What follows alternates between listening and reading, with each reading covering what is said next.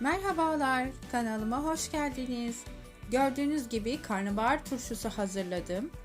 Malzemelere geçiyorum. Bolca sarımsağı ayıkladım. 2 adet havuç, 1,5-2 kilo kadar karnabahar kullanacağım. Havuçları ben bu şekilde uzun uzun doğruyorum. Farklı şekilde de doğrayabilirsiniz.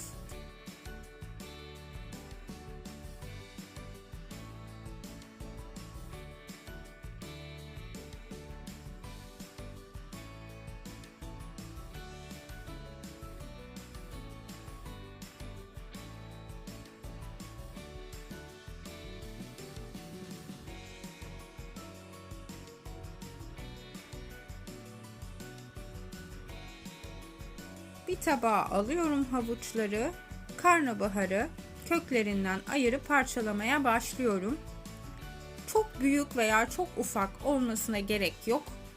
Kavanozunuza rahatlıkla doldurabileceğiniz büyüklükte parçalara ayırmanız yeterli olacaktır.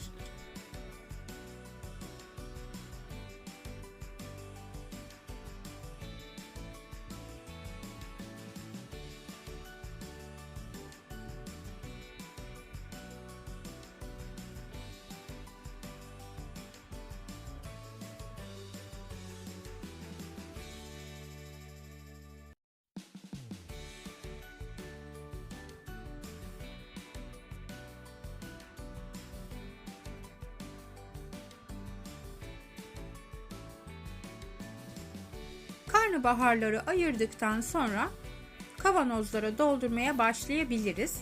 Ben 2 kiloluk cam kavanoz kullanacağım. İlk önce tabanına 5-6 tane kadar sarımsağı atıp üzerine karnabaharları eklemeye başlıyorum.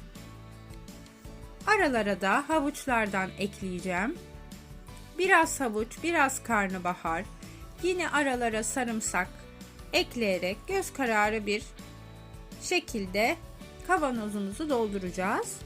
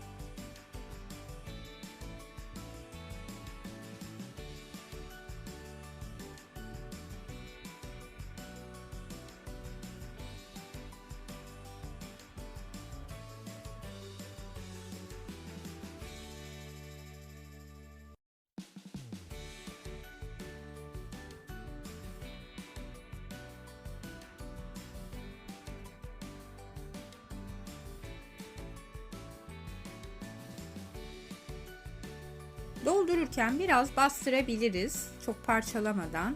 Bu şekilde 2 kiloluk bir kavanoz doldu. İkinci kavanoza da aynı şekilde başlıyorum. Tüm malzemeleri 2 kavanoz alacak hanımlar. 1,5-2 kilo karnabahar, 2 adet havuçtan 2 kiloluk 2 kavanoz turşumuz olacak.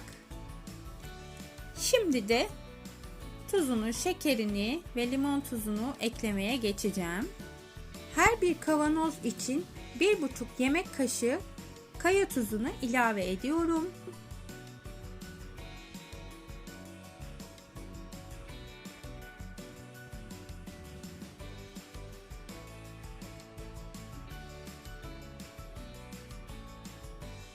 Şimdi de 1 yemek kaşığı şekeri ekliyorum. Her bir kavanoz için bunlar.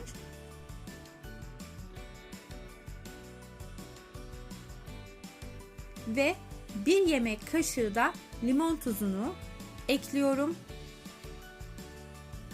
Tuz ve limon tuzu ayarı bu ölçüyle tam hanımlar. Ama çok tuzlu veya çok ekşi istemiyorsanız yarım kaşık kadar eksiltme yapabilirsiniz. Şimdi de üzerlerine 1 çay bardağı elma sirkesi ekliyorum. Bir kavanoz için 1 çay bardağı elma sirkesi kullanıyorum.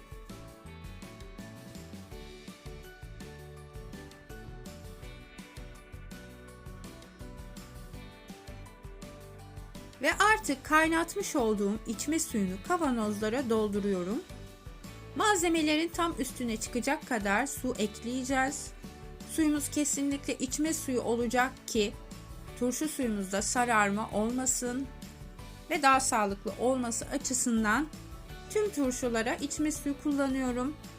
Sizler de aynı şekilde yaparsanız pırıl pırıl bir turşu suyuna da sahip olursunuz. Eğer kanalıma abone değilseniz abone olmayı, yeni videolarımdan haberdar olabilmek için bildirimleri açmayı unutmayalım lütfen. Küçücük bir yorum ve beğeni bırakırsanız beni çok mutlu edersiniz. Artık kavanozların kapaklarını 2 kez ileri geri yaparak kapatıyorum sıkıca ve böyle bir sallayıp ters çevireceğim. Hem vakumlanacaklar hem de bu şekilde sabaha kadar balkonda tutacağım. Güneş görmeyen bir yerde, serin yerde tutun lütfen kavanozları. Bir hafta sonra, en az 7 gün diyebilirim, bir hafta sonra turşularımızı açacağız.